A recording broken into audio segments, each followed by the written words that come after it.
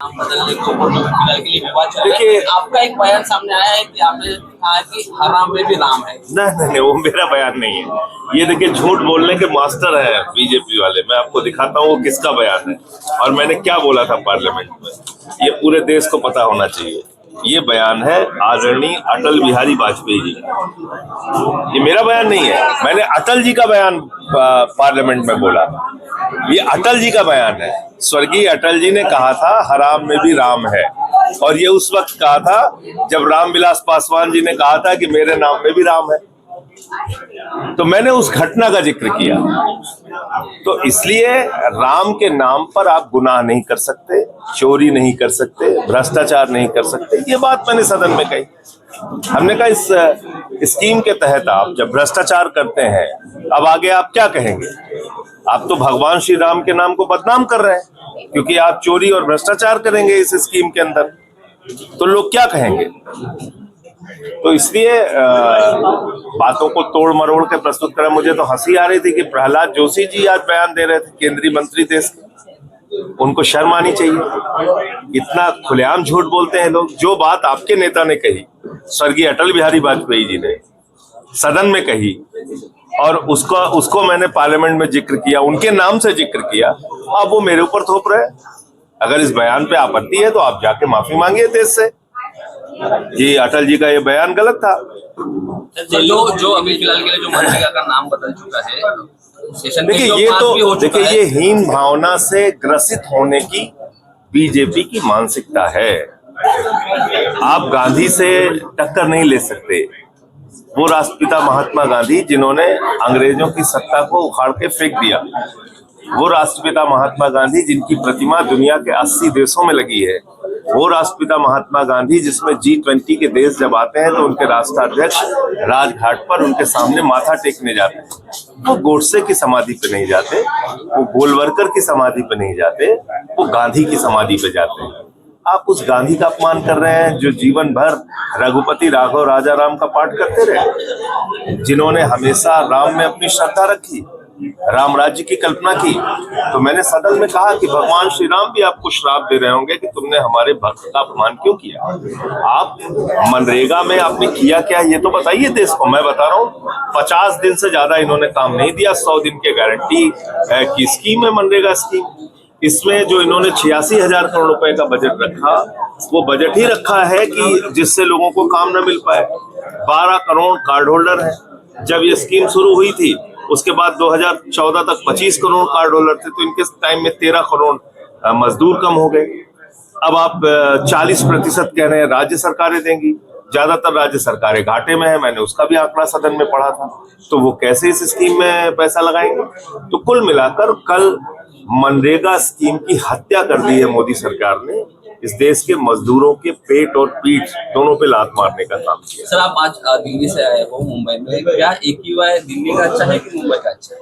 नहीं भैया, आप लोग बहुत लकी हैं, सही स्थिति में रह रहे हैं। आपको समुंदर भी नसीब है, तो यहाँ तो AQI ठीक रहता है। हम लोगों का तो हालत बहुत खराब है। 912,000 यहाँ भी खराब हो जाती है हालत, लेकिन फिर भी समुद्र की वजह से आपको थोड़ा लाभ मिल जाता है। मेरा एक क्वेश्चन है, तो इसलिए इसमें सरकारों को काम करना पड़ेगा, सरकारों को तय करना पड़ेगा। सर, सोशल मीडिया पे फिलहाल के लिए सेव अरावली माउंटेन से फिलहाल के लिए बहुत ट्रेंड में दिखाई दे रहा है। सुप्रीम कोर्ट ने ऑर्डर दिया है कि जो अरावली माउंटेन से जो 100 मीटर के 1000 मीटर के अंदर उनको तोड़ा जा सकता है माइनिंग के लिए। वो सिर्फ अडानी के लिए काम हो रहा है, वो उनको बेचने के लिए कर रहे हैं। देखिए, पूरा का पूरा ये पहाड़ जो है, जो घिरा हुआ है, जिससे अगर आपने इसको तोड़ने और खत्म करने का काम किया, एक बहुत बड़ा प्राकृतिक संकट दिल्ली और उसके आसपास के इलाकों में आएगा। दिल्ली की जनता ने जो है वो फूल्स के ऊपर जो है वोट किया था। देखिए, आप एक चीज मुझे बताइए, राजस्थान आप चले जाइए, हमारे उत्तर प्रदेश में पूर्वांचल में चले जाइए, बिहार में आप चले जाइए, या महाराष्ट्र के कुछ इलाकों में चले जाइए, हमारी जो माताएं बहनें हैं वो घूंघट रख के ही आगे निकलती हैं, काम करती हैं।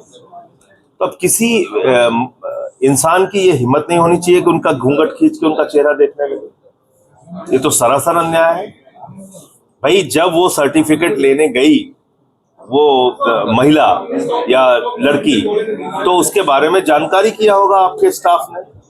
उसका जो भी आपकी महिला अधिकारी रहे होंगे उन्होंने चेहरा देखा होगा, तब उसके बाद उसने अपना बुर्का पहन के वहां पे वो गई।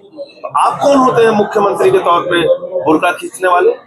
कल को घूंघट खींचोगे हिंदू महिलाओं के? तो बुर्का बैन की भी बात तो मुझे लगता है कि नहीं तो फिर क्या घूंघट बैन कर दोगे?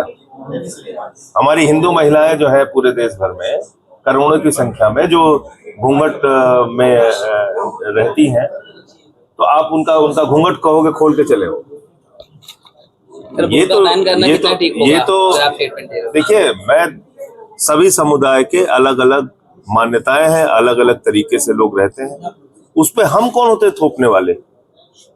इस देश का कानून क्या कहता है, संविधान क्या कहता है? सबको कंडेम करते हो नीतीश कुमार जी के 100% एक जिसको कहा जाए कि खटियापन का परिचय दिया है मुख्यमंत्री नीतीश कुमार ने।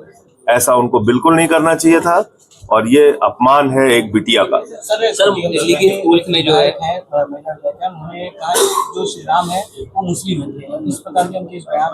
अब ये फालतू का विवाद खड़ा करने से कोई फायदा नहीं। यहाँ पर इलेक्शन से पहले जिस तरीके से गवर्नमेंट स्कीम के नाम पे पैसा बांटा जाता है और वोट बटोरे जाते हैं, उसको लेकर आप क्या कहेंगे? वो रिश्वतखोरी है और क्या है? रिश्वतखोरी है, लोगों को रिश्वत देने की कोशिश है सरकार की तरफ से। तो आपको अगर कोई स्कीम लागू करना है पहले कीजिए ना, पहले करके दिखाइए। तो दिल्ली की जनता ने आपको फेवर किया था। लास्ट क्वेश्चन, 300 के करीब पार्षद और सभासद हैं अलग अलग जिलों के अंदर। ऐसे ही दूसरे राज्यों में अभी केरल का आया, मैं कह रहा हूँ 3 महिलाएं जीती हैं, लेकिन जीती हैं मतलब वहां उपस्थिति हमारी हुई है। 3 महिलाएं पंचायत में वहां जीत के आई हैं। अभी पंजाब का पंचायत का चुनाव हुआ, एक तरफा रिजल्ट, मतलब 70% सीटों पे आम आदमी पार्टी जीती है पंचायत के चुनाव में, 70%। तो ये लोगों का भरोसा है, यानी कि लोकल बॉडी के चुनाव में, पंचायत के चुनाव में भी लोग चाहते हैं कि आम आदमी पार्टी का प्रतिनिधि हो, तो वो हमारी बात को ज्यादा आसानी से सुन सकता है और हमारे काम का निराकरण कर सकता है। ये मुंबई की जनता के ऊपर हम छोड़ते हैं।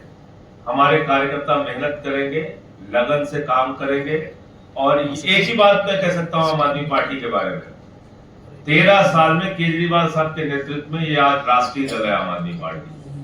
गोवा में भी हमारे 2 विधायक हैं, गुजरात में हमारे 5 विधायक हैं, महराज मलिक जम्मू कश्मीर से हमारे विधायक हैं, और कई जगहों पे हमारे चेयरमैन हैं, पार्षद हैं, पंचायत में हमारे प्रधान हैं, अलग अलग प्रतिनिधि हैं। आज ये राष्ट्रीय दल है आम आदमी पार्टी। जहां जो मौका देगा, जिस रूप में भी मौका देगा, हम पक्ष का भी काम जानते हैं और विपक्ष का भी काम जानते हैं। अगर पक्ष में रखेंगे तो केजरीवाल का मॉडल दिखाएंगे, भगवंत मान के काम जिस तरह से है वो यहाँ दिखाएंगे। विपक्ष में रखेंगे तो जो संसद में मैं करता हूँ, जो महराज मलिक जम्मू कश्मीर में करता है, जो चैतर वसावा और गोपाल इटालिया गुजरात में करते हैं, और जो हमारे गोवा के विधायक करते हैं, वो काम करके दिखाएं। लेकिन दोनों में मूल जो रहेगा उद्देश्य, वो जनता का भला, जनता जनहित के मुद्दे का समाधान। तो इसलिए मैं फिर कह रहा हूं कि आपने लोकसभा के चुनाव में मोदी जी को देख लिया, विधानसभा के चुनाव में फडणवीस जी को देख लिया। ये तो बिल्कुल लोकल बॉडी का चुनाव है जहां झाड़ू वालों की जरूरत है। आम आदमी पार्टी वालों को देखिए, इनके काम को देखिए। आप सबका बहुत बहुत धन्यवाद। सर, महानगरपालिकेचं सध्याचं वातावरण जरा गुंतागुंतीचं दिसतं। जे उमेदवार तुम्ही उतरताय ते सर्व शीट लढणार की काय मोजक्या शीटवर लढायचं असं प्लॅनिंग?